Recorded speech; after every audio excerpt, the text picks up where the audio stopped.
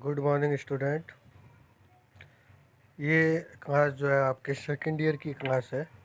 Second year के अंदर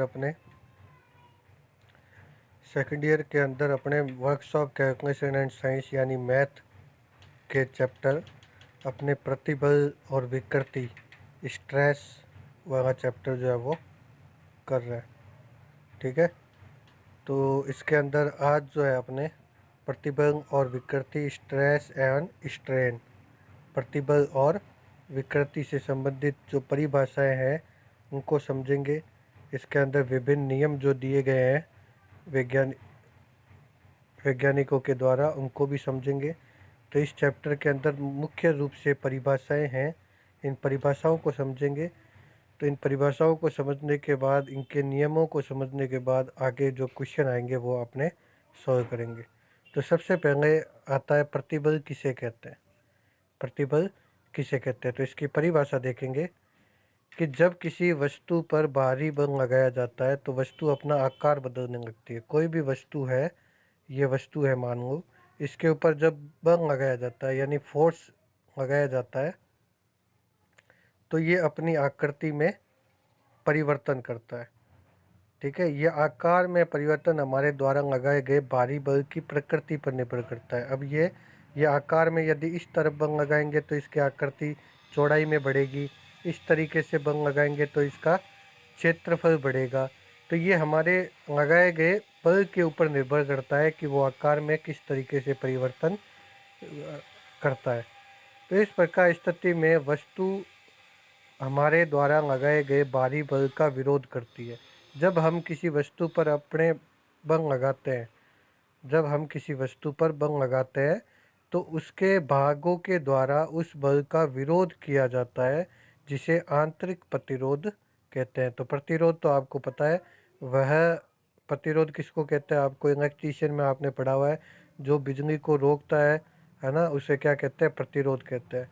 तो प्रतिरोध उत्पन्न करता है, आंतरिक प्रतिरोध जो उत्पन्न होता है वह बाहरी बल का विरोध करता है। जो बाहरी बल लगाया जाता है उसका क्या करता है, ये विरोध करता है।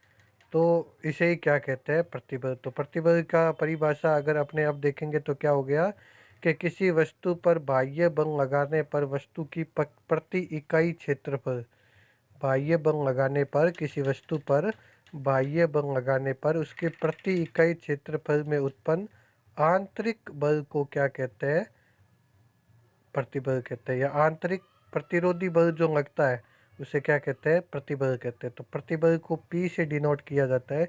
प्रतिबल बराबर क्या हो गया, बाहरी बल F बटा अनुप्रस्थ काट का क्षेत्रफल A। तो P बराबर क्या हो गया, F बटा A। F क्या हो गया, बाहरी बल, और A क्या हो गया, उसके अनुप्रस्थ काट का क्षेत्रफल। तो यहाँ पे आपको ये चित्र के माध्यम से भी दर्शाया गया है, तो इसे आप उतार लेंगे।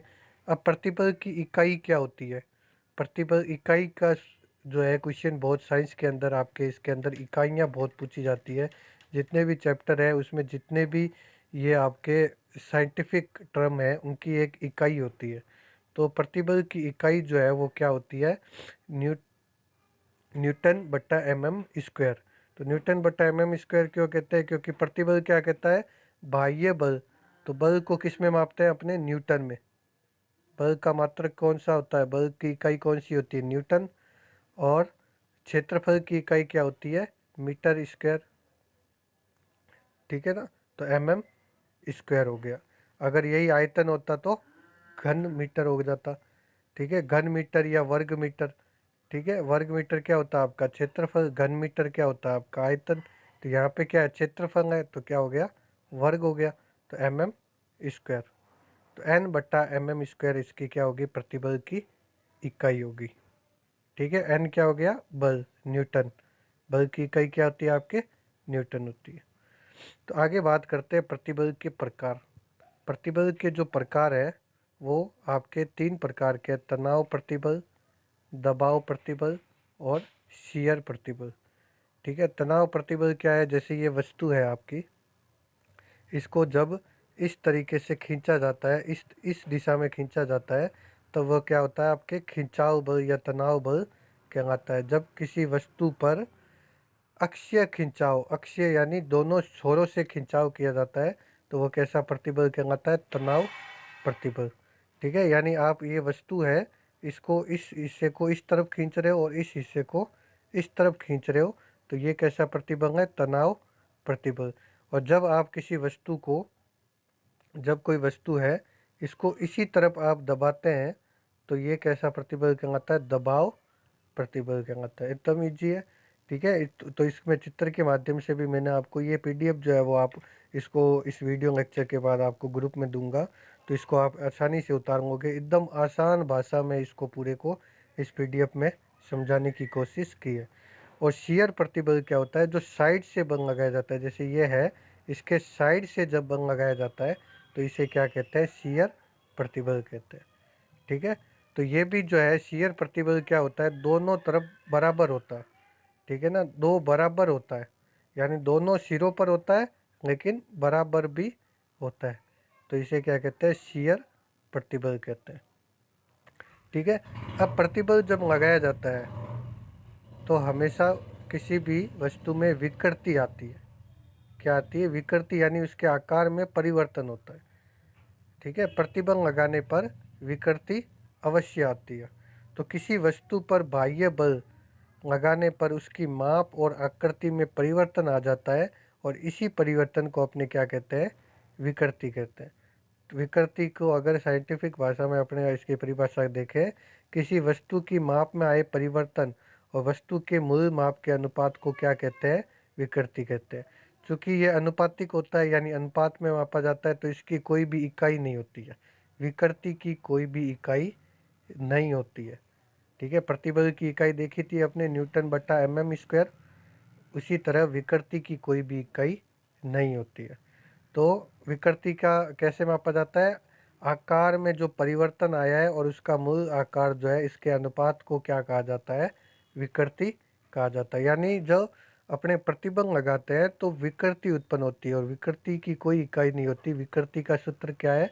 जो उसके आकार में परिवर्तन आया है और मूल आकार के अनुपातिक, इन अनुपातिक इकाई को क्या कहते हैं? आपके विकृति कहते हैं। अब विकृति के प्रकार, जैसे अपने प्रतिबल के प्रकार पढ़े थे, उसी तरह विकृति के प्रकार जो है मोस्ट इम्पोर्टेंट है, इसके ऊपर क्वेश्चन पूछे जाते हैं।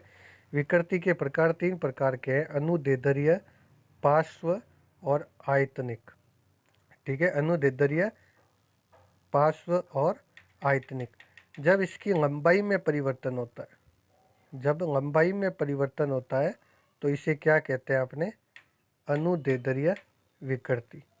ठीक है, जब इसके क्षेत्रफल में परिवर्तन होता है, जब प्रतिबल लगाने पर वस्तु के क्षेत्रफल में परिवर्तन होता है, तो इसे क्या कहते हैं? पार्श्व विकृति। और जब इसके आयतन में परिवर्तन होता है, वस्तु के आयतन में परिवर्तन होता है प्रतिबल लगाने पर, तो इसे क्या कहते हैं? आयतनिक विकृति। तो ये तो इजी है, इसको आयतन से सीधा नाम ही याद हो रहा है, लेकिन ये दोनों थोड़े कठिन होते हैं याद करने, यानी याद रखने में। अनुदैर्ध्य आपकी क्या होती है? लंबाई में परिवर्तन। और पार्श्व क्या होता है? आपके क्षेत्रफल में परिवर्तन। ठीक है, तो इसके सूत्र भी आपको इसी तरीके से इसमें परिभाषाएं दी हुई है, इस परिभाषाओं को आप उतारोगे कि किसी वस्तु की लंबाई में परिवर्तन, तो उसको क्या कहते हैं? अनुदैर्ध्य विकृति। क्षेत्रफल में परिवर्तन, उसको क्या कहते हैं? पार्श्व। और आयतन में परिवर्तन, उसको क्या कहते हैं? आयतनिक। तो इनके सूत्र लिखे हुए हैं। मूल लंबाई, मूल क्षेत्रफल और मूल आयतन नीचे रहेगा, जैसे अपने ऊपर सूत्र किया था मूल आकार। ठीक है, मूल आकार नीचे रहा, आकार में परिवर्तन जो हुआ वो ऊपर आया, तो इसी में भी लंबाई में परिवर्तन ऊपर, क्षेत्रफल में परिवर्तन और आयतन में परिवर्तन। ठीक है, तो ये अपने जो चैप्टर कर रहे हैं इसमें आपके थ्योरिकल ज़्यादा है, यानी परिभाषाएं जो है वो आपके ज़्यादा हो। जैसे मैंने आपको बताया, मैथ के अंदर आपके वर्कशॉप कैलकुलेशन एंड साइंस में मैथ के अंदर आपके सवाल जो है वो ज़्यादा आते हैं, सोल्व करने वाले सवाल ज़्यादा आते हैं, जबकि साइंस में जो है परिभाषाओं के आधार पर इकाइयाँ, उनकी परिभाषाएं, उनसे संबंधित जो नियम है, उनके जो सूत्र हैं, उनके ऊपर क्वेश्चन पूछे जाते हैं। तो इनको ध्यान से आप उतारोगे। नेक्स्ट क्वेश्चन है आपके कि पाइसन अनुपात किसे कहते हैं? पाइसन अनुपात एकदम इम्पोर्टेंट चीज़ है, ये बहुत बार क्वेश्चन पूछा हुआ है। पाइसन अनुपात क्या होता है? आपके पार्श्व विकृति और अनुदैर्ध्य विकृति के अनुपात को क्या कहते हैं? पाइसन अनुपात। तो पार्श्व विकृति आपने अभी समझी थी। पार्श्व विकृति क्या होती है? लंबाई में परिवर्तन, नहीं, लंबाई में आपके पार्श्व विकृति क्या होगी? आपके क्षेत्रफल में परिवर्तन, ठीक है। और अनुदैर्ध्य विकृति क्या हो गई? आपके लंबाई में परिवर्तन। तो इन दोनों के अनुपात को क्या कहते हैं? पाइसन अनुपात। तो जैसे अपने वापस इसको समझे, यदि ये वस्तु है, ठीक है, इस पे ऊपर प्रतिबल जब लगाया जाता है, ठीक है, इस तरीके से अपने प्रतिबल लगा रहे हैं, अंदर की तरफ प्रतिबल लगा रहे हैं, तो अंदर की तरफ प्रतिबल लगाने को क्या कहते हैं? आपके दबाव प्रतिबल। दबाव प्रतिबल को लगा रहे हैं अपने। तो जब दबाव प्रतिबल लगाया जाता है किसी वस्तु के ऊपर, दबाव प्रतिबल लगाया जाता है, तो इसके जब चौड़ाई लंबाई के अंदर परिवर्तन होता है, तो इसे क्या कहते हैं? आपके इसे क्या कहते हैं? अनुदैर्ध्य विकृति। और जब इसके क्षेत्रफल में परिवर्तन होता है, तो इसे क्या कहते हैं? पार्श्व विकृति। यानी यहाँ के क्षेत्रफल में जब परिवर्तन होता है, तो इसे क्या कहते हैं? पार्श्व विकृति। तो इन दोनों के अनुपात को क्या कहते हैं? आपके पाइसन अनुपात। क्या कहता है इसका अनुपात को? आपके पाइसन अनुपात, ठीक है। तो ये सूत्र आप याद रखेंगे आप। प्रत्यास्थता सीमा। नेक्स्ट आता है आपके प्रतिबल से संबंधित प्रत्यास्थता सीमा। वस्तु पर कार्यरत बाह्य बल का वह अधिकतम मान जिस पर बाह्य बल हटाने पर वस्तु अपनी पूर्ववर्त आकृति में आ जाती है, तो उसे प्रत्यास्थता सीमा कहते हैं। तो यानी अगर ये वस्तु है, इस पे अपने प्रतिबल लगाते हैं, तो इस प्रतिबल की वो उच्च सीमा जिस पर लगाने के बाद इसको छोड़ देने पर ये वस्तु वापस अपनी पुरानी स्थिति में आ जाती है, तो इसे क्या कहते हैं? प्रत्यास्थता सीमा। तो वह प्रतिबल की सीमा जहाँ पर वस्तु अपनी पूर्ववर्त अवस्था में वापस, वो बल हटा देने पर अपनी किस अवस्था में आ जाती है? पूर्व अवस्था में। यानी उसकी लंबाई, उसके क्षेत्रफल और उसके आयतन तीनों में कोई परिवर्तन नहीं आता है। यानी वो प्रतिबल जब तक रहता है तब तक उसमें परिवर्तन रहता है, प्रतिबल हटाने पर ही वो परिवर्तन हट जाता है। तो इस सीमा को क्या कहते हैं? आपके प्रत्यास्थता सीमा कहते हैं, ठीक है। प्रत्यास्थता सीमा के बाद ये अपने इंपॉर्टेंट टॉपिक पढ़ते हैं, हुक का नियम। हुक का नियम क्या कहता है? एकदम इजी नियम है, सबसे इजी नियम जो है आपके ये साइंस के अंदर, भौतिक विज्ञान का सबसे इजी नियम कहा जाता है इसको। कि अब आपको पता है, ये एक मान लो ये बोतल है, ठीक है। बोतल के ऊपर जब आप प्रतिबल लगाते हो, ठीक है, अगर कम प्रतिबल लगाते हो, यानी इस यहाँ पे अगर यदि आप जैसे ये समझो, ये आपकी बोतल है, यहाँ से आप प्रतिबल लगाते हो, यानी इसको मोच रहे हो आप यहाँ से, तो यहाँ पे जितना आप बल लगाओगे उतनी ज़्यादा मुचती है वो, उतनी ज़्यादा वो सिकुड़ जाती है यहाँ से, ठीक है। तो जितना ज़्यादा बल लगाओगे उतनी ज़्यादा विकृति आएगी। तो इसी को हुक का नियम कहते हैं कि प्रत्यास्थता सीमा में प्रतिबल विकृति के समानुपाती होता है। यानी जितना ज़्यादा आप प्रतिबल लगाओगे उतनी ज़्यादा विकृति बढ़ेगी। यानी जब प्रतिबल बढ़ता है, प्रतिबल और ये विकृति विकृति दोनों आपस में समानुपाती होते हैं। यानी प्रतिबल जब बढ़ाया जाता है तो विकृति भी बढ़ती है, प्रतिबल कम रखा जाता है तो विकृति भी कम होती है। तो सबसे इजी ये आपका नियम है, ये आप इसके सूत्र को रखोगे, प्रतिबल बट्टा विकृति, ई जो है वो आपका एक स्थिरांक है, ठीक है। प्रत्यास्थता गुणांक जो है वो आपके इसी सूत्र को दोबारा बताया हुआ, ई बराबर क्या होता है? आपके प्रतिबल बट्टा विकृति, ठीक है। अन्य महत्वपूर्ण इसके अंदर ये जो ऊपर तक यहाँ इस स्लाइड से ऊपर तक जो जो आई है वो सबसे महत्वपूर्ण परिभाषाएं हैं, इनके ऊपर आपको क्वेश्चन पूछे जाते हैं। इसके अलावा कुछ एक परिभाषाएं और है, उनको भी अपने समझ देते हैं। कार्यकारी प्रतिबल और चरम प्रतिबल क्या होता है? कार्यकारी प्रतिबल क्या होता है? किसी पदार्थ के लिए प्रतिबल का वह मान जिस पर बिना हानि के सुरक्षित रूप से कार्य किया जा सकता है, ऐसा बल क्या कहलाता है? आपका कार्यकारी प्रतिबल। यानी सुरक्षित बल जो है आपका वो क्या कहलाता है? कार्यकारी प्रतिबल। यानी अगर आप ऐसा कोई बल लगा रहे हो जिससे आपको कोई चोट, या मशीन से जिससे बल लगा रहे हो उसको कोई चोट या हानि ना हो, उसे कार्यकारी प्रतिबल कहते हैं। और किसी पदार्थ के लिए प्रतिबल का वह अधिकतम मान जहाँ वह बिना टूटे सहन कर सके, उसे क्या कहते हैं? चरम प्रतिबल। तो चरम प्रतिबल क्या होता है आपका?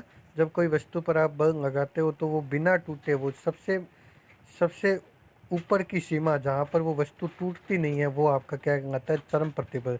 इससे चरम प्रतिबल से थोड़ा भी अधिक प्रतिबल लगा देने पर वस्तु अपनी विकृति में आ जाती है, यानी वस्तु टूट जाती है। तो कार्यकारी प्रतिबल बराबर क्या हो गया आपके, सुरक्षित बल बटा अनुप्रस्थ काट का क्षेत्रफल। उसी तरह चरम प्रतिबल क्या हो गया, अधिकतम बल बटा चरम अनुप्रस्थ काट का क्षेत्रफल। और इसी को सुरक्षा गुणांक जो है वो इसी दोनों परिभाषाओं से आया हुआ है। चरम प्रतिबल और कार्यकारी प्रतिबल के अनुपात को क्या कहते हैं, सुरक्षा गुणांक कहते हैं। यानी सुरक्षा गुणांक क्या हो गया आपके, चरम प्रतिबल बटा कार्यकारी प्रतिबल। तो ये इस चैप्टर के अंदर आपको ये पीडीएफ जो है वो आपको इस वीडियो लेक्चर के बाद आपको उपलब्ध करा दी जाएगी। वहाँ से आप इसको फेयर कॉपी में उतारोगे तो मैथ के अंदर अपने लगभग 8वां चैप्टर है जो ये कंप्लीट हो रहा है। 2-3 चैप्टर और रहेंगे, उन्हें भी अपने 24 तारीख से पहले पूरा कर लेंगे, ताकि वर्कशॉप कैलकुलेशन एंड साइंस का जो अपने पूरा सिलेबस है वो अपने ऑनलाइन माध्यम से पूरा कर लें। ठीक है, ताकि आगे जब स्कूल खुले या ऑफलाइन क्लास लगे तो अपने एक सब्जेक्ट तो कम से कम पूरा रहे। उसके अलावा जो आगे और सब्जेक्ट होंगे अपने धीरे धीरे, यदि लॉकडाउन आगे भी रहता है तो इसको भी पूरा करने की कोशिश करेंगे। धन्यवाद। ये क्लास यहीं पे अपने समाप्त करते हैं।